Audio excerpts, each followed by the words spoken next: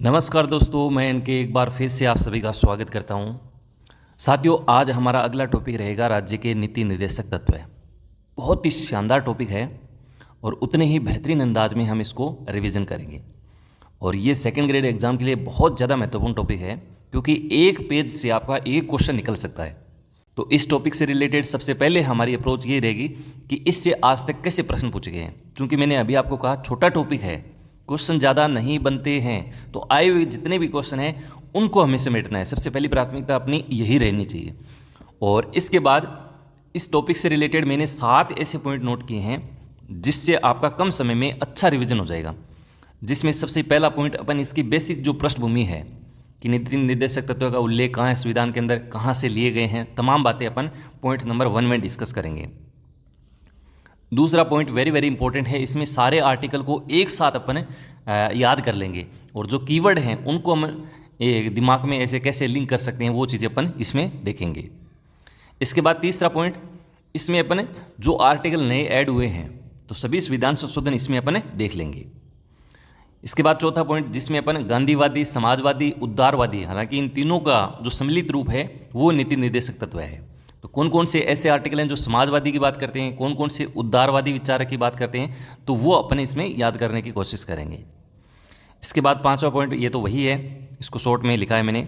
छठा पॉइंट है इन दोनों में अंतर, कि मूल अधिकार और नीति निर्देशक तत्व में बेसिक अंतर क्या है। कई बार अंतर वाला क्वेश्चन जो है कथन के रूप में पूछ सकते हैं। और इसके बाद एक प्रश्न आपके परिभाषाओं से संबंधित पूछा हुआ है, तो 4-5 परिभाषाएं मैंने लिखी हैं, क्या पता यहाँ से क्वेश्चन दोबारा आ जाए, इसलिए अपन इनको भी मोटा मोटी देखेंगे। और एक आर्टिकल 39 का मैंने उल्लेख किया है, क्योंकि ये थोड़ा महत्वपूर्ण है इसलिए मैंने इसको अलग से लिखा है, वो अपन देखेंगे। और इसके बाद आपका अंतिम 8वां पॉइंट, ये तो इंपॉर्टेंट कीवर्ड है जो अपन को देखते ही कैसे लिंक कर सकते हैं, तो वो अपन इसमें अंत में देख लेंगे। जैसे शिक्षा शब्द है, तो शिक्षा शब्द जो है आर्टिकल 41, 45 और 46 इनमें आपको मिलेगा। तो जैसे ही दिमाग में शिक्षा शब्द आए, एग्जाम में कोई शिक्षा शब्द की बात करें, तो इन आर्टिकल को अपन को लिंक करके चलना है। तो सबसे पहले आए हुए क्वेश्चन फटाफट देख लेते हैं। सबसे पहला क्वेश्चन देखेंगे JLO 2013 में पूछा हुआ आर्टिकल 47 के बारे में। अब देखिए, आर्टिकल 47 का क्वेश्चन आया हुआ है, तो ये अप्रोच आपके दिमाग में होना चाहिए कि ये कभी ना कभी फिर से पूछा जा सकता है, ये उतना ही महत्वपूर्ण है। तो इसमें देखिए, मादक पेय और हानिकारक औषधियों का प्रतिषेध, ये जिक्र आर्टिकल 47 में है, जो अपन नीचे डिस्कस कर लेंगे। इसके बाद देखो आर्टिकल 42, ये भी पूछा हुआ है, तो इसमें कर्मकारों को उपयुक्त और मानवीय कार्य दशाएं प्रदान करना। इसके बाद आर्टिकल 45 और 46, इसमें शिक्षा शब्द का उल्लेख है, तो इसमें आर्टिकल 41 भी है, तो अपन नीचे एक साथ ही देख लेंगे इनको। इसके बाद देखो आर्टिकल 37, और इसमें लिखा है कि राज्य के नीति निर्देशक तत्वों को अपरिवर्तनीय किया गया है, कि इनको लेकर अपने जो है कोर्ट को चैलेंज नहीं कर सकते। हालांकि एक आर्टिकल है जिसमें राज्य को बाध्य किया गया है, वो भी बड़ा महत्वपूर्ण है, अपन नीचे डिस्कस करेंगे उसको। और ये आर्टिकल 37 बड़ा महत्वपूर्ण है, हालांकि इसमें राज्यों को एक कर्तव्य के तौर पे जो है कहा जरूर गया है कि आप इनको लागू करिए, लेकिन ये कोर्ट द्वारा चैलेंजेस नहीं है। इसके बाद देखो आर्टिकल 51, जो आपके पिछली से पिछली सेकंड ग्रेड में पूछा गया, अंतर्राष्ट्रीय शांति और सुरक्षा को बढ़ावा देना। और इसके बाद है आपका उसी सेकंड ग्रेड एग्जाम में ये जो संविधान संशोधन वाले जो आर्टिकल थे वो पूछे गए थे एक साथ ही। एक तरफ 86वां संविधान संशोधन, 97वां संविधान संशोधन, 42वां संविधान संशोधन और आपका 44वां संविधान संशोधन। तो हालांकि अब तो मैंने इनको मैच कर दिया है। 86वें के अंदर प्रारंभिक बाल्यावस्था देखभाल की जिक्र किया गया, 97वें के अंदर आय की असमानता को न्यूनतम करना, इसका जिक्र है। 42वें संविधान के अंदर गरीबों को निःशुल्क कानूनी सहायता मिले, इस तरह की जिक्र है। आपका 44वां संविधान संशोधन, जिसमें सहकारी संघों का स्वैच्छिक निर्माण किया जाए, ये जिक्र किया गया है। तो इनको अपन आगे देख लेंगे। और पिछली सेकंड ग्रेड एग्जाम 2025 में ये प्रश्न पूछा, इससे पहले RS 2023 में भी ये प्रश्न पूछ लिया है। Article 48A, article 39A, article 41 और आर्टिकल 49, तो ये चारों के चारों महत्वपूर्ण है। 48A के अंदर पर्यावरण की सुरक्षा, ये जिक्र किया गया है। 39A के अंदर समान न्याय और निःशुल्क कानूनी सहायता, ये जिक्र किया गया है। 41 के अंदर काम करने का अधिकार, 49 के अंदर स्मारकों का संरक्षण। तो आए हुए क्वेश्चन से अपन को आइडिया रहता है कि इस तरह से क्वेश्चन बनते हैं, इस तरह से क्वेश्चन पूछे गए हैं। और कई बार छोटा टॉपिक होता है तो क्वेश्चन मैंने अभी आपको कहा रिपीट भी हो जाता है। इसके बाद आर्टिकल 39D, और ये भी आपके पीयू के एग्जाम में पूछा हुआ है कि पुरुषों और स्त्रियों को समान कार्य के लिए समान वेतन मिलना चाहिए। और इसके बाद नीति निर्देशक तत्व कहाँ से लिए गए हैं? आयरलैंड से लिए गए हैं, ये प्रश्न पूछा है। आर्टिकल 48 पूछा है, गोवध का निषेध भाग 4 में किसका उल्लेख है? तो नीति निर्देशक तत्व से संबंधित है। आर्टिकल 40 किससे संबंधित है? तो ग्राम पंचायतों के संगठन से संबंधित है। आर्टिकल 38 राज्य का प्राथमिक सरोकार लोगों के कल्याण को प्रोन्नत करना है, ये आपके एग्जाम में पूछा हुआ है। और एक परिभाषा भीमराव अंबेडकर की नीति निर्देशक तत्वों को लेकर है, जो आपके पीटी एग्जाम 2013 में पूछी गई कि नीति निर्देशक तत्वों को भारत में सामाजिक और आर्थिक लोकतंत्र की घोषणा पत्र कहा है। और इसके बाद आपकी पिछली सेकंड ग्रेड एग्जाम 2025 में एक और शानदार प्रश्न आर्टिकल 42 को लेकर पूछा गया कि संसद ने ग्रेजुएटी भुगतान अधिनियम 1972 जो पारित किया है वो किससे संबंधित है? ये प्रश्न आपके एग्जाम में पूछा गया था। तो यह एक्ट जो है कर्मचारियों को उनकी सेवानिवृत्ति यानी जब रिटायर होते हैं या नौकरी छोड़ते हैं तो उनकी ग्रेजुएटी जो होती है यानी उनके जो पैसे होते हैं वो एक मुश्त भुगतान उनको मिलना चाहिए के रूप में सामाजिक सुरक्षा प्रदान करता है। तो ये है आपका आर्टिकल 42 जिसमें राज्यों को काम की न्याय संगत और मानवीय दशाओं को सुनिश्चित और प्रसूति सहायता का प्रावधान करता है, जो आपका नीति निर्देशक तत्वों का हिस्सा है। इसके बाद देखो आर्टिकल 39 और 41, देखो सीटी एग्जाम में फिर से इन्हीं क्वेश्चन को रिपीट कर दिया। इन एक्ट के अनुसरण में संसद ने राष्ट्रीय ग्रामीण रोजगार गारंटी अधिनियम 2005 पारित किया। एक तो ये चीज़ महत्वपूर्ण है। और इसके साथ नोट लगा के मैंने लिखा है कि आर्टिकल 40 जो गांधी के ग्राम स्वराज्य की अवधारणा है उनसे संबंधित है, क्योंकि इसमें ग्राम पंचायतों का संगठन का उल्लेख है। इसके बाद देखो अगला प्रश्न जो आपके कथन के रूप में पूछा गया है कि भारत का संविधान का भाग 4 जो है वो क्या बात करता है कि किसी भी न्यायालय द्वारा परिवर्तनीय नहीं है, क्या ये बात सही है? इस भाग के अधिकथित सिद्धांत राज्य के द्वारा कानून बनाने में प्रभावित करेंगे। तो दोनों कथन जो है वो यहाँ पर बिल्कुल सही है। इसके बाद देखो आर्टिकल 44 जो समान नागरिक संहिता की बात करता है और इसमें एक केस जो है वो भी आपको याद रखना है, सरला मुगदल वर्सेज भारत संघ विवाद, जो किससे संबंधित है? आर्टिकल 44 से संबंधित है। और इसके बाद आर्टिकल 50 है PSI 2013 में, तो न्यायपालिका का कार्यपालिका से पृथक्करण, ये आर्टिकल आपका 50 है। तो मोटा मोटी अपन ने आए हुए क्वेश्चन से एक अंदाज तो ये लगाया कि कोई भी ऐसा आर्टिकल ऐसा नहीं है जो महत्वपूर्ण नहीं है, मतलब सारे घूम फिर के आर्टिकल पूछे जा रहे हैं और कोई नया प्रश्न ऐसे बन नहीं रहा है, कोई ज़्यादा मुश्किल भरा क्वेश्चन भी नहीं पूछा गया। आर्टिकल आपके ध्यान में है तो आराम से वहाँ से क्वेश्चन निकल जाता है। और एक बात ज़रूर कहूँगा, पूरी क्लास आप डेडिकेट होकर देखना। मैं पूरा दावा करता हूँ कि आज के बाद इस टॉपिक को पढ़ने के बाद ज़िंदगी में दोबारा किसी भी शिक्षक से पढ़ना नहीं पड़ेगा। इतना शानदार कंटेंट है और ये कंटेंट फ्यूचर के किसी भी एग्ज़ाम के लिए आप पढ़ लेना, क्वेश्चन पक्का मिलेगा आपको, चीज़ें याद रहेंगी। वरना तो देखो वही बात है, 2 मिनट किसी और का देखा, 2 मिनट किसी और का देखा, तो उससे टॉपिक जो है उसका भी कचरा हो जाता है, कुछ भी चीज़ें याद नहीं रहती हैं। एक को पकड़ लो, खुद प्रयास करो उस पर, खुद भी उस पर सर्च करो, आपके पास अच्छी गाइड है तो उसको पढ़ो। लेकिन शॉर्ट जो जुगाड़ है जो आपको लास्ट टाइम एक मोटिवेट करता है कि यार अपन ने ये टॉपिक बहुत अच्छे ढंग से पढ़ा है और इतना शानदार कंटेंट पढ़ा है जिससे क्वेश्चन आने की पॉसिबिलिटी 90% सही है, तो उन चीज़ों पे थोड़ा फोकस करके चलिए। बाकी तो देखिए आपके जच्चे जैसे करेंगे। पहले पॉइंट में सबसे इंपॉर्टेंट जो बात है वो तो मुझे ये लगती है कि ये वाद योग्य नहीं है, आप इनको लेकर कोर्ट में चैलेंज नहीं कर सकते, तो ये चीज़ आपके याद रहनी चाहिए। अब याद मान लो ये नहीं रहता है तो इसमें देखो नीति निर्देशक तत्व में एक शब्द आ रहा है निर्देशक, और निर्देशक शब्द आप बहुत बार सुनते हैं, जैसे कोई कंपनी है तो उसका निर्देशक है, कोई बड़ा उद्योग है तो उसका भी कोई निर्देशक होता है, कई बार घर के भी निर्देशक होते हैं। तो निर्देशक का काम क्या होता है? निर्देशक का काम यही होता है कि यार कोई भी लड़ाई झगड़ा है वो अपनी संस्था है तो उस संस्था के अंदर नहीं होना चाहिए, है ना, हमेशा एकदम पूरी चीज़ को सेफ तरीके से वो चलाता है। निर्देशक कभी ये नहीं चाहता कि वाद विवाद हो। तो जब भी निर्देशक शब्द आए तो आपको ऐसे रखना है कि हाँ यार ये वाद योग्य नहीं है, तो ऐसे आप इसको थोड़ा सा लिंक कर सकते हैं। बाकी आपने एक बार समझा कि नीति निर्देशक तत्व एक राज्यों को एक निर्देश दिए गए हैं कि इस तरह से अपना संविधान होना चाहिए ताकि हम एक बेहतर लोकतंत्र की स्थापना कर सकें, तो आपको रटने की जरूरत ही नहीं पड़ेगी। तो सबसे पहले देखिए भाग 4 के अंदर नीति निर्देशक तत्व का उल्लेख किया गया है, जिसमें आपके आर्टिकल 36 से लेकर 51 तक का उल्लेख है। अब 36 से 51 है, सीधा सिंपल क्वेश्चन आ जाए कि इसमें कितने आर्टिकल हैं, तो फटाफट 36 से लेकर 51 तक आप काउंट कर लीजिए। वो आर्टिकल आपके नीति निर्देशक तत्व में मोटा मोटी आपके ऑप्शन के अकॉर्डिंग आप इसको बैठाना है। इसके बाद देखो आयरलैंड से लिए गए हैं। अब देखिए आयरलैंड से क्यों लिए गए, तो देखिए जब संविधान बन रहा था तो उस समय जो है आयरलैंड एक प्रकार से बेहतर, एक प्रकार से संवैधानिक ढांचा लग रहा था। तो हमने, वही बात है कि अपन किसका कॉपी करते हैं, जो मार्केट में अच्छा है ना, ऐसा लगता है कि यार ये चीज़ें बहुत अच्छी हैं, तो हम उसी चीज़ को जो है ग्रहण करने का प्रयास करते हैं।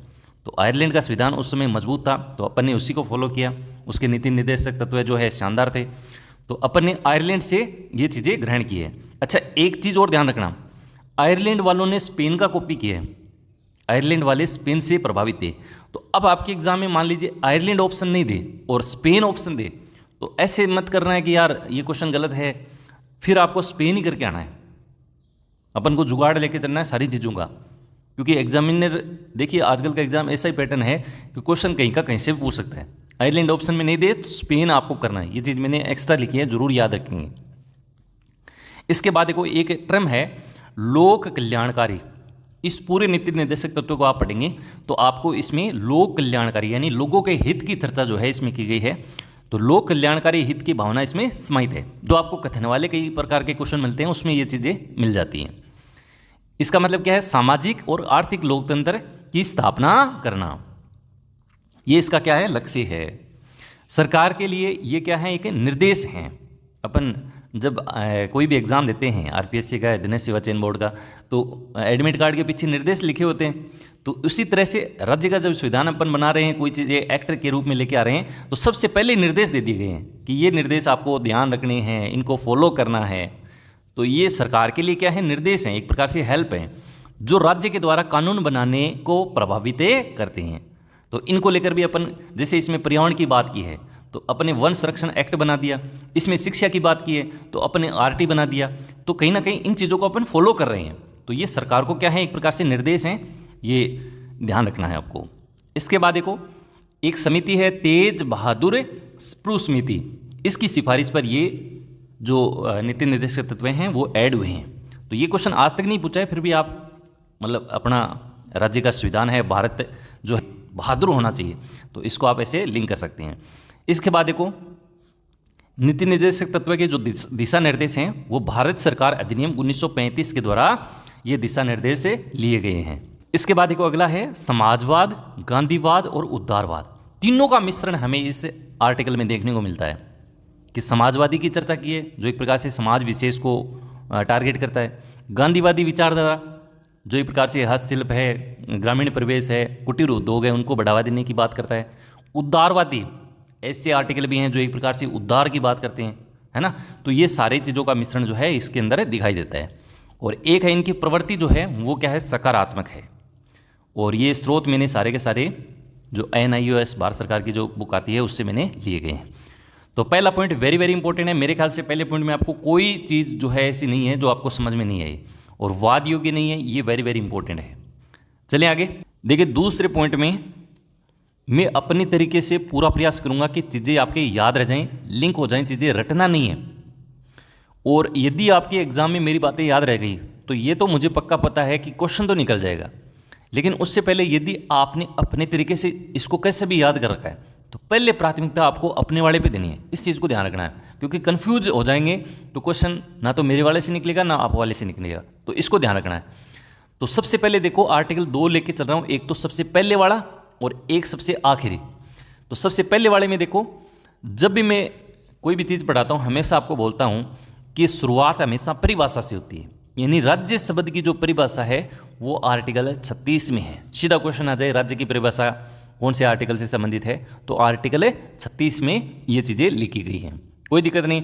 अब देखो लास्ट वाला, अब अपन ने राज्य से स्टार्ट किया, अब अपन कहाँ पे चल रहे हैं, अंतिम हम किसकी बात करते हैं, अंतर्राष्ट्रीय की बात करते हैं, नेशनली नहीं इंटरनेशनल। शुरुआत अपन ने राज्य से की, अब अपन बाहर चले गए, बाहर यानी अंत वाला, तो अंतिम है अंतर्राष्ट्रीय, ऐसे अंतिम ऐसे अंतर्राष्ट्रीय। तो अंतर्राष्ट्रीय शांति और सुरक्षा की बात कौन सा करता है, आर्टिकल 51 वाला करता है। मैं देखिए यहाँ कीवर्ड को फोकस कर रहा हूँ क्योंकि कीवर्ड याद रह गए तो क्वेश्चन कई बार निकल जाता है। अब आर्टिकल 51 में 3-4 बातें और ही हैं, लेकिन हर बात में आपको अंतर्राष्ट्रीय शब्द जो है कीवर्ड में पक्का मिलेगा, ये चीज़ ध्यान रख लेना। 2 याद हो गए। अब इसके बाद देखो आर्टिकल 44 वाला, देखो 44 में 4 और 4 समान है ना, तो इसमें समान नागरिक संहिता की बात की गई, यानी सबके लिए जो कानून है वो एक समान होना चाहिए। तो ये जो कीवर्ड है ना ये आएगा आपके एग्जाम में, समान नागरिक संहिता। समान नागरिक संहिता।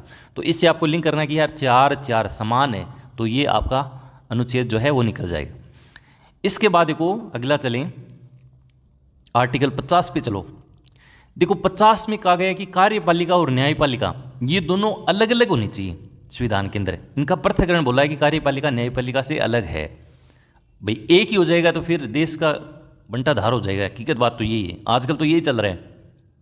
भाई अभी आपने उच्चतम न्यायालय के सुप्रीम जो जज हैं उनको राज्यसभा सीट, वो मामला आपने देखा होगा, जबकि अपने नीति निर्देशक तत्व में बोला गया साहब कि कार्यपालिका न्यायपालिका से अलग पृथक्करण है। तो ये चीज़ें अब आपको याद कैसे रखोगे? देखो आर्टिकल 50 पे अपन क्या बोलते हैं, 50 को अपन आधा कहते हैं ना, 50-50।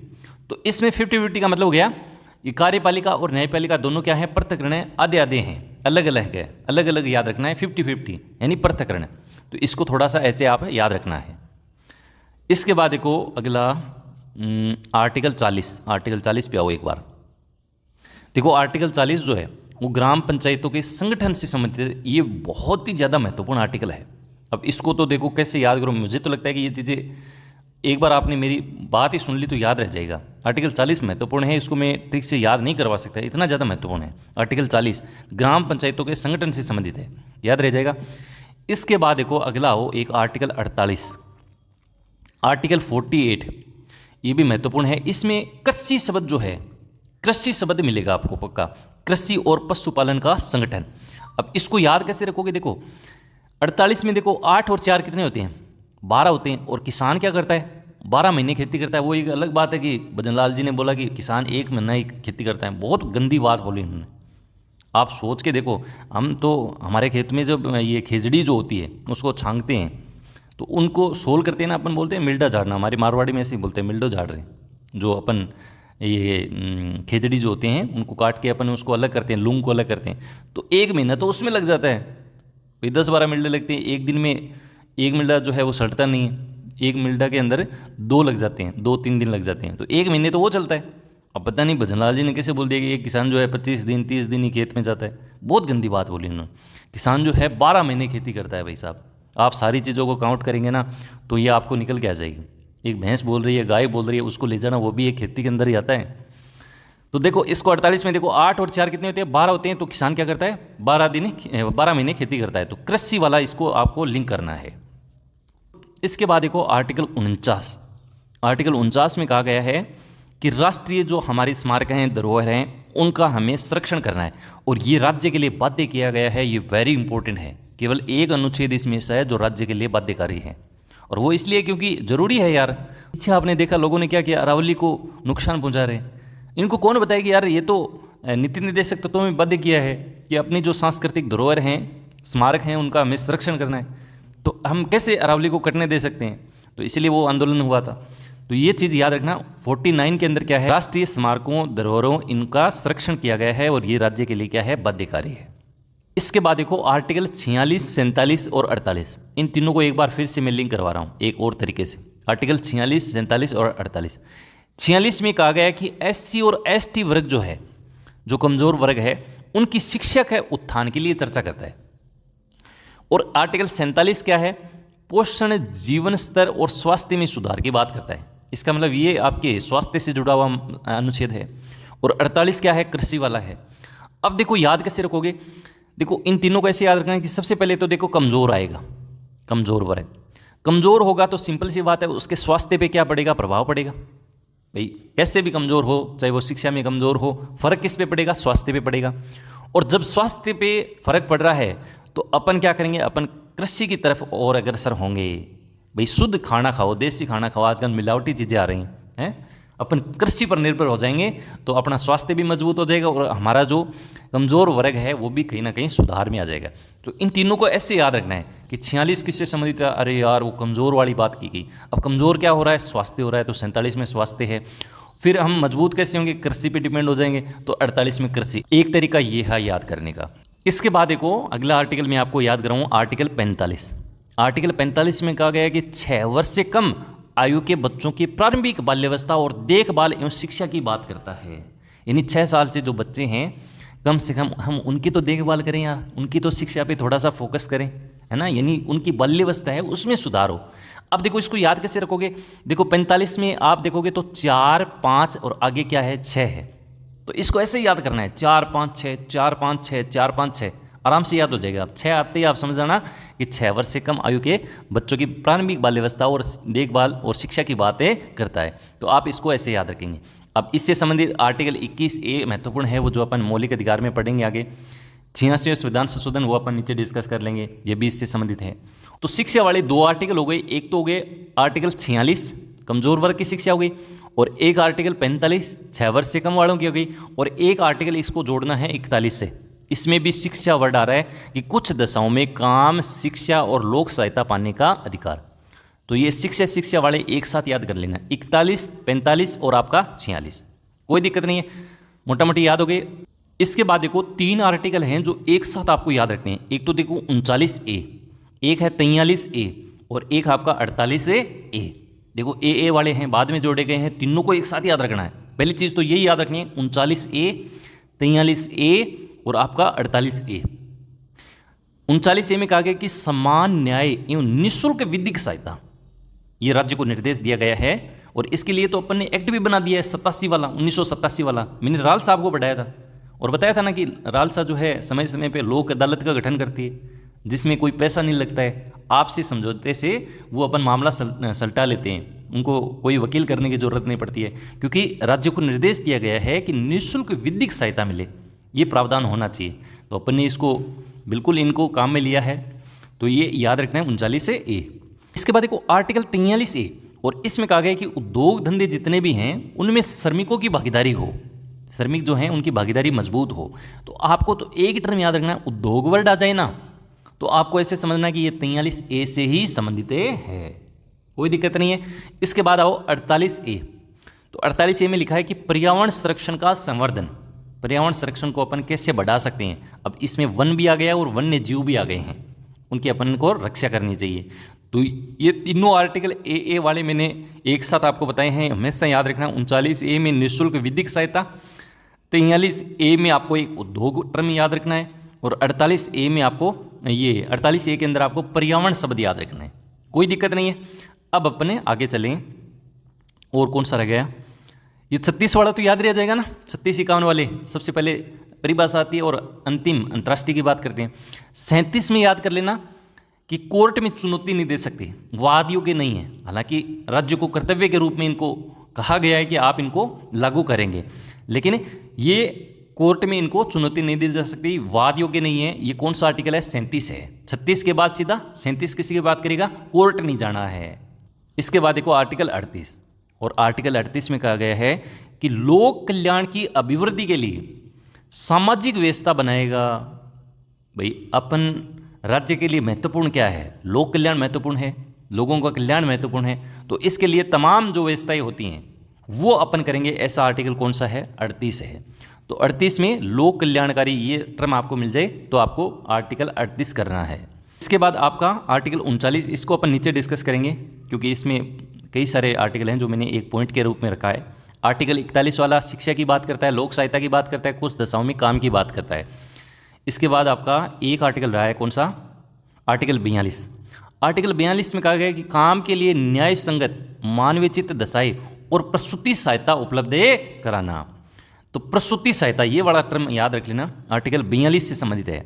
अब इसको कैसे याद करोगे यार, मेरे जुगाड़ इस एक दो के जुगाड़ नहीं लगे हैं, हकीकत बात यही है। सारे आर्टिकल का जुगाड़ बनना मुश्किल रहता है, लेकिन मैं ये मानता हूँ कि अगर अपने 70% डेटा याद है ना तो ऑप्शन आएंगे और 70% डेटा से आपके नहीं आने वाले ऑप्शन कट जाएंगे, ये मुझे पक्का पता है। तो आपके इसका जुगाड़ याद है तो इसको याद कर लेना, प्रसूति सहायता वाला याद रखना है। देखिए एक जुगाड़ मेरे दिमाग में आ रहा है, इन 3-4 को एक साथ ही याद कर लो आप, ये 40 से लेके 43A तक। सबसे पहले देखो आर्टिकल 40 तो अपन ने देखा था, ग्राम पंचायतों के संगठन से संबंधित था, यानी ग्राम पंचायतें बन गई। तो जैसे एक पंचायतें बनी अपन को क्या मिल गया, काम भी मिल गया। ये निश्चित तौर पे ग्राम पंचायतें बन जाती हैं तो काम मिल जाता है। अब काम मिल गया तो अपन क्या सोचते हैं कि यार न्याय होना चाहिए, न्याय संगत हो। और मान लीजिए न्याय संगत नहीं है तो अपन को कौन याद आता है, माँ याद आती है, प्रसूति सहायता माँ से संबंधित माँ याद आती है, न्याय संगत नहीं है। और जैसे ही न्याय संगत हो जाती है तो हमारे को क्या मिलती है, अंत में मजदूरी मिलती है। और मजदूरी मिलती है तो हम उद्योगों की ओर, बड़े उद्योग की ओर जाते हैं। आप इसको एक थीम के रूप में याद कर लेना कि सबसे पहले ग्राम पंचायतें बनी, हमें काम मिला, काम मिला तो दिमाग में आया कि यार न्याय संगत है कि नहीं है। अगर नहीं है तो हमें माँ भी याद आ रही है, प्रसूति सहायता। और यदि न्याय संगत है तो हमें मजदूरी भी मिल रही है। मजदूरी मिली तो हम उद्योगों की तरफ अग्रसर हुए, और देश ने क्या किया, एक समान कानून बनाया। तो आप इसको ऐसे याद कर लेना। तो मोटा मोटी मैंने सारे आर्टिकल आपको याद करवा दिए। एक बार आप इस क्लास को दोबारा सुन लेना, या इस केवल दूसरे पॉइंट को दोबारा सुन लेना, मेरे ख्याल से तो आपकी याद रह जाएगी। बाकी आप थोड़ा सा प्रयास खुद भी करना, फिर देखना कितना मज़ा आएगा। आगे बढ़े तीसरे पॉइंट की तरफ। तीसरे पॉइंट में कुछ भी नहीं है, जो परिवर्तन वाली चीज़ें हैं, नई चीज़ें ऐड हुई हैं, वो मैंने लिखी हैं एक साथ। इसमें देखो, एक तो है 1976 के 42वें संविधान संशोधन के द्वारा भाग 4 में कुछ चीज़ें ऐड हुई हैं, मैंने आपको याद भी करवाया। ये तीनों को एक साथ याद रखना, 39A, आर्टिकल 43A और आर्टिकल 48A। तो ये तीनों पूछ ले तो कौन से संविधान संशोधन से ऐड हुए हैं, 42वें संविधान संशोधन।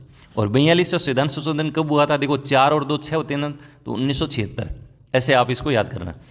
तो 39A में क्या है, गरीबों को क्या मिले, निःशुल्क कानूनी हेल्प मिले। अब ज़्यादा जिक्र नहीं करेंगे, ऊपर अपन ने डिस्कस कर लिया। 43A में क्या है, तो एक ही टर्म याद करना है, उद्योग। उद्योगों के प्रबंधन में श्रमिकों की सहभागिता हो, भागीदारी हो उनकी। और 48A में क्या है, पर्यावरण की बात है, पर्यावरण की रक्षा करे। पर्यावरण में क्या आ गया, वन भी आ गया और वन्य जीव भी आ गए। कोई दिक्कत नहीं है, तीनों को एक साथ मैंने याद करवा दिया। इसी में एक संविधान संशोधन और है, और वो है 44वां संविधान संशोधन। और ये कब होता है, तो देखो 4 और 4 कितने होते हैं, 8 होते हैं। तो ये होता है 1978 में। ये 78 है साहब, 1978। ऊपर वाला 4 और 2 6 था, तो वो 1976 में। तो इसमें देखिए आर्टिकल 38(2) के बारे में चर्चा की गई है। और इसमें तो एक ही टर्म आप याद रखना कि राज्य की जो आय है, यानी इनकम जो है, उसकी असमानता को कम करना। ये टर्म ही आपको याद करना है कि इनकम जो है, आय जो है, उसकी असमानता को कम करना। कौन सा आर्टिकल है, 38(2) है। और कब ऐड हुआ, 44वें संविधान संशोधन के द्वारा ऐड हुआ। कब हुआ था, 1978 में हुआ था। तथा हैसियत या अवसरों की असमानता को न केवल व्यक्तियों अपितु समूहों के बीच भी समाप्त करने का प्रयास करेगा। तो इसमें ज़्यादा मोटा मोटी कुछ भी नहीं है। इस तीसरे पॉइंट में आप 39A याद रखेंगे, 43A याद रखेंगे, 48A याद रखेंगे और 38(2) याद रखेंगे। देखो चौथा पॉइंट, और चौथे पॉइंट में गांधीवादी, समाजवादी और उदारवादी के आर्टिकल लिखे हैं। सबसे पहले तो इनका अर्थ यदि आपने समझ लिया ना, तो कोई दिक्कत नहीं होगी। जैसे समाजवादी है, तो इसमें एक शब्द आ रहा है समाज, यानी समाज महत्वपूर्ण है। हम समाज को कैसे आगे ले जाएं, जैसे गरीबी है उसकी असमानता को दूर कर दें, कमज़ोर वर्ग हैं तो उसको अपन जो है एक प्रकार से अच्छे लेवल पे लेके आए, है ना, श्रमिक हैं तो उसके सम्मान में, यानी समाज महत्वपूर्ण है यार। समाज में अपन जो है कम नहीं दिखें। तो ये समाजवादी अनुच्छेद हैं, वो 38 है, 39 है, 39A है, 41 है, 42 है, 43A है, 46 है। ये तो देखो आप क्या करोगे, एक छोटे से पेज पे ये लिख के, और जहाँ आप सोते हैं ना वहाँ इसको चिपका दो। अच्छा तरीका यही है। बाकी इसका बेसिक जो थीम है वो याद कर लो। जैसे गांधीवादी है, जैसे गांधीवादी है, तो गांधीवादी आपको पता है किसकी बात करता है भाई, गांधीवादी हमेशा एक प्रकार से ग्राम स्वराज की बात करता है, कुटीर उद्योग जो हैं उनकी बात करता है, यानी ग्रामीण विकास को कैसे बढ़ावा देना है, गांव का विकास कैसे हो, लघु और कुटीर उद्योग है उसको कैसे अपन आगे ले जा सकते हैं। इसमें भी जैसे गांव में पशुधन है ना, इनकी चर्चा करता है। तो इनसे संबंधित मोटा मोटी आर्टिकल तो 40 है, बहुत ज़्यादा महत्वपूर्ण है। इसके अलावा 43 है, 43B है, 46 है, 47 है, 48, कोई दिक्कत नहीं है। इसके बाद एक उदारवादी, उदारवादी में एक टर्म आ रहा है उदार। अपन कहते हैं ना कि यार वो तो बहुत उदार है, भाई भाई का झगड़ा है तो बड़े भाई ने छोटे भाई को ऐसे समझ के माफ़ कर दिया कि यार ये तो छोटा ही है ना, तो बड़ा उदारवादी व्यक्तित्व है अपन बोलते हैं ना। तो वैसे ही अपने देश के लिए अपन आधुनिक सोच रखें, लोकतंत्र जो है वो अपना प्रगतिशील हो, तो ऐसे समाज का निर्माण करें जो एक प्रकार से उद्धार की बात करता है। जैसे आर्टिकल 44 आप देखेंगे तो इसमें एक शब्द आता है समान नागरिक संहिता, कितने बड़े उद्धार की बात की गई है। शिक्षा और संस्कृति की बात, अंतर्राष्ट्रीय शांति, ये देखो तो अंतर्राष्ट्रीय शांति स्थापित करना, सुरक्षा की बात करना, ये सारे के सारे आर्टिकल किससे संबंधित है, उदारवादी से संबंधित है। तो ये चौथा पॉइंट तो आप अपनी कॉपी में लिख के एक बार आप जहाँ सोते हैं वहाँ इसको मतलब लटका देना। इसके बाद देखो 5वां पॉइंट, और 5वां पॉइंट कुछ भी नहीं है, ऊपर वाली जो चीज़ें हैं उसको ही मैंने समराइज फॉर्म में लिखा है कि कैसे आप इसको याद करेंगे। 42वां संविधान संशोधन 1976 में कौन कौन से इसके अंदर ऐड हुए, तो एक तो 39F आप जरूर लिखेंगे, एक 39A है, 43A है, 48A है। इसके बाद एक 44वां संविधान संशोधन कब हुआ, 1978 में, कौन सा आर्टिकल, 38B, ये लिख लेंगे आप। इसके बाद एक 86वां संविधान संशोधन जो शिक्षा से संबंधित था, 2002 में ये हुआ, तो इससे संबंधित आर्टिकल कौन सा है, आर्टिकल 45 है। 97वां संविधान संशोधन 2011 में हुआ, इससे संबंधित आर्टिकल कौन सा है, तो आर्टिकल 43B है। मोटा मोटी आप इतना याद रख लेंगे। इसके बाद देखो 5वां पॉइंट, और 5वें पॉइंट में मैंने लिखा है कि मूल अधिकार और नीति निर्देशक तत्वों में अंतर क्या है। एक अंतर याद कर लेना, वो ज़्यादा महत्वपूर्ण है, क्वेश्चन आएगा तो वहीं से आएगा अंतर का। पहला, परस्पर विरोधी नहीं है बल्कि पूरक हैं, निकट हैं, संपूरक हैं, ये टर्म याद कर लेना। मूल अधिकार और नीति निर्देशक तत्व है एक दूसरे के विरोधाभासी नहीं है, कथन के रूप में पक्का देगा वो आपको क्वेश्चन, याद रख लेना। ये विरोधाभासी नहीं है बल्कि क्या है, पूरक हैं, संपूरक आप कह सकते हैं, निकट का संबंध है एक दूसरे से। दूसरा देखो, मौलिक अधिकारों के पीछे कानूनी शक्ति है क्योंकि वो न्यायालय द्वारा परिवर्तनीय है, जबकि नीति निर्देशक तत्वों के साथ जनमत यानी लोगों की सहमति और स्वीकृति है। इसके बाद कुछ बेसिक हैं जो मेरे ख्याल से आपको पहले से याद हैं कि मौलिक अधिकार क्या हैं, वाद योग्य हैं। नीति निर्देशक तत्व वाद योग्य नहीं है, जिसको अपन गैर वाद योग्य बोल सकते हैं। मौलिक अधिकार स्वतः प्राप्त होते हैं, व्यक्तियों की बात करते हैं, जबकि नीति निर्देशक तत्व है सरकार के द्वारा लागू होने के बाद इनकी प्राप्ति मिलती है, एक्ट बनाना पड़ता है इनको लेके। इसके बाद देखो, मौलिक अधिकार अपन ने अमेरिका से लिए, नीति निर्देशक तत्व अपन ने आयरलैंड से ग्रहण किए। मौलिक अधिकार की प्रवृत्ति क्या है, नकारात्मक है, जबकि नीति निर्देशक तत्वों की प्रवृत्ति क्या है, सकारात्मक है। भाग 3 के अंदर मौलिक अधिकार का उल्लेख है और भाग 4 के अंदर नीति निर्देशक तत्वों का जो है उल्लेख है। मौलिक अधिकारों की प्रवृत्ति क्या है, व्यक्तिगत हित महत्वपूर्ण है, जबकि नीति निर्देशक तत्व है सामाजिक और आर्थिक कल्याण की बातें करते हैं। तो मोटा मोटी ये जो पहला पॉइंट है ये याद रखना कि परस्पर क्या है, विरोधाभासी नहीं है बल्कि क्या है, निकट का संबंध है। छठे पॉइंट की तरफ चलें तो छठे पॉइंट में कुछ परिभाषाएं हैं, मोटा मोटी आपको देख लेनी है। एक तो देखो केटी शाह की परिभाषा है, इन्होंने बोला कि नीति निर्देशक तत्व एक ऐसा चेक है जो बैंक की सुविधा अनुसार अदा किया जाता है। एक तो परिभाषा ये है। दूसरी ये है कि केवल भक्ति भावना है, इन्होंने क्या माना, नीति निर्देशक तत्वों को केवल भक्ति भावना है। अब देखो इसको याद कैसे रखोगे, देखो इसमें चेक की बात की है और चेक अपन कहाँ देते हैं, बैंक में देते हैं, लेकिन चेक को अपन रखते कहाँ हैं, अपने घर के अंदर पेटी जो होती है, पेटी अपन किसको बोलते हैं, संदूक को बोलते हैं, पुराने लोग जो हैं पेटी बोलते हैं।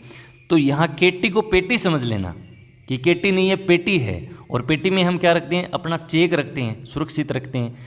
और केवल भक्ति भावना है, लोगों के क्या कहेंगे भाई, सिंपल सी बात है, चेक किन के घर होगा भाई, अमीर आदमी है, पैसे वाला आदमी है, गरीब आदमी कहाँ यार चेक, कहाँ बैंक पास हो, उसको तो इतना मतलब गरीबी इतनी भयंकर होती है कि चेक वैग याद ही नहीं आते हैं, 2 वक्त की रोटी मिल जाए उससे बड़ी बात क्या हो सकती है। तो जिनके पास पैसे हैं खूब सारे, तो वो क्या करते हैं, लोगों के क्या कहते हैं कि सब कुछ मोह माया है, भक्ति भावना है, कुछ भी नहीं है, क्योंकि वो दिखाते नहीं हैं। तो ये दोनों परिभाषा किसकी हैं, केटी शाह की हैं, आप इनको थोड़ा सा लिंक कर लेना। इसके बाद अगला है टी कृष्णा माचारी, इन्होंने बोला है कि भावनाओं का स्थायी कूड़ा घर है। तो इसमें एक टर्म आ रहा है कूड़ा घर। देखो टी से आप याद करना टॉयलेट, और टॉयलेट क्या है, कूड़ा घर है। आप इसको थोड़ा सा इसको लिंक कर लेना कैसे भी, और कोई जुगाड़ है तो आप अपने तरीके से याद कर लेना, अपना मेन मकसद है याद होना चाहिए। एक परिभाषा है पायले की, इन्होंने बोला कि नागरिकों के प्रति सकारात्मक दायित्व है, यानी नीति निर्देशक तत्व जो हैं वो नागरिकों के प्रति क्या है, सकारात्मक दायित्व है। तो पायली ने क्या बोला है, सकारात्मक की बात की है, पॉजिटिव की बात की है। तो पैसे पायली, पैसे क्या हो जाएगा, पॉजिटिव हो जाएगा। इंग्लिश टर्म थोड़ा सा लिंक करना है। इसके बाद अगला है भीमराव अंबेडकर, इन्होंने बोला है कि नीति निर्देशक तत्व है आर्थिक लोकतंत्र की क्या करते हैं, हेल्प करते हैं, सहायता करते हैं। और अंबेडकर साहब तो अब क्या बताएं इनके बारे में, इनका नाम ही अपने आप में महत्वपूर्ण है। तो हमेशा लोकतंत्र की बात करते हैं, लोकतंत्र की हेल्प की बातें करते हैं। 2 परिभाषाएं और हैं जो मुझे लगता है बहुत ज़्यादा महत्वपूर्ण, ग्रेनविल ऑस्टिन की, उन्होंने कहा कि सामाजिक क्रांति के प्रतीक हैं। नीति निर्देशक तत्व क्या है, सामाजिक क्रांति की क्या है, प्रतीक हैं। एक है, इन्होंने बोला है कि भाग 3 और भाग 4 संयुक्त रूप से संविधान की क्या है, आत्मा है। भाग 3 जो मौलिक अधिकार है, भाग 4 जो नीति निर्देशक तत्व है, ये संयुक्त रूप से क्या है, संविधान की आत्मा है। किसने बोला है, ग्रेनविल ऑस्टिन ने, थोड़ा सा याद कर लेना। और अंतिम है आपकी आइवर जेनिंग्स, इन्होंने नीति निर्देशक तत्वों को फेबियन समाजवाद की संज्ञा बोला है। तो ये 4-5 परिभाषाएं हैं, 2-3 मैंने याद करवा दिए, 1-2 आप या तो ऑप्शन से कट जाएंगी या फिर आप अपने जुगाड़ से याद कर लेना, कोई दिक्कत नहीं है। 7वें पॉइंट की तरफ चले, अंतिम पॉइंट है वैसे ये 7वां। इसमें मैंने आर्टिकल 39 है उसके बारे में जिक्र किया है। तो इसमें देखो, एक तो 39F, इसमें बोला गया है कि बाल्यावस्था का संरक्षण हो, यानी बच्चों की जो गरिमामयी वातावरण है वो अपन उपलब्ध कराएं, क्योंकि बच्चा महत्वपूर्ण है यार, उसको ऐसा नकारात्मक वातावरण मिलेगा तो वो समाज में क्या बेहतर काम कर पाएगा। तो उसको एक गरिमामयी वातावरण उपलब्ध कराएं, ऐसा आर्टिकल 39F से संबंधित है। तो 39F से अपन को फ्रॉड नहीं करना है बच्चों के सामने, ऐप से अपन को याद करना है कि बच्चों का संरक्षण करना है। बच्चों का संरक्षण कैसे होगा, उसको अच्छा वातावरण दिया जा सके। तो ऐप से आप इसको याद करना, फर्जी नहीं बनाना है बच्चों को, ऐप से फ्रॉड नहीं करना है, तो ये याद रखना। इसके बाद आर्टिकल 39A, और 39A में कहा गया है कि समान न्याय और निःशुल्क विधिक सहायता, ऊपर अपन ने डिस्कस कर लिया था कि ये 42वें संविधान संशोधन के द्वारा ऐड हुआ है, वेरी इंपॉर्टेंट है, याद रखना है। इसके बाद देखो 39 के जो सब आर्टिकल हैं, 39A, 39B, 39 आपका C, D और E, इनको जैसे मैं याद करवा रहा हूँ ना वैसे ही याद रखना है, इनको ज़्यादा रटना नहीं है। मैं आपको लिंक करवा दूंगा, मोटा मोटी आपकी याद रह जाएगा।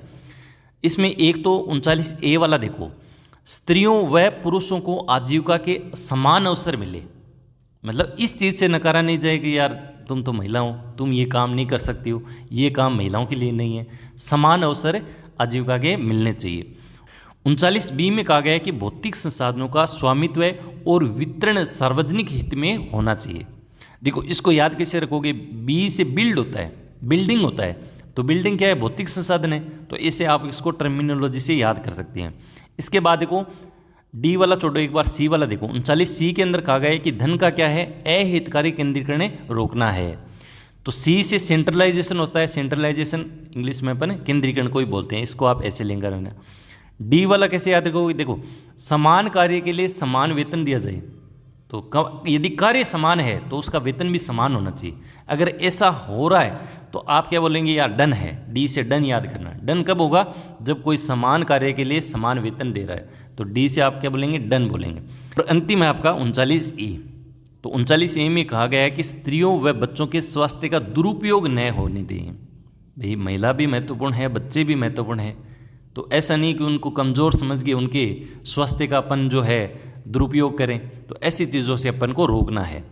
तो ये अपना टॉपिक कंप्लीट हो गया। अब अपन 8वें पॉइंट में कुछ इंपॉर्टेंट कीवर्ड हैं जो सीधे आपको याद रखने हैं, जैसे अंतर्राष्ट्रीय शब्द आ जाए या कोई बड़ा शब्द आ जाए, विदेश नीति है ना, तो ऐसे शब्द आ जाए तो याद करना आर्टिकल 51 को।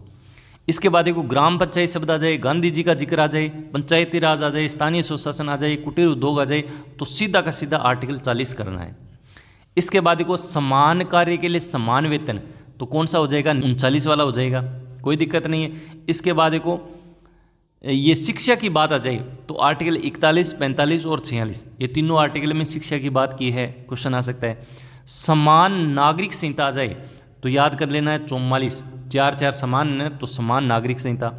इसके बाद देखो कृषि की बात आ जाए तो आर्टिकल 48 को याद करना है, 8 और 4 12 होता है, किसान क्या करता है 12 महीने खेती करता है, तो कृषि की बात आर्टिकल 48 में।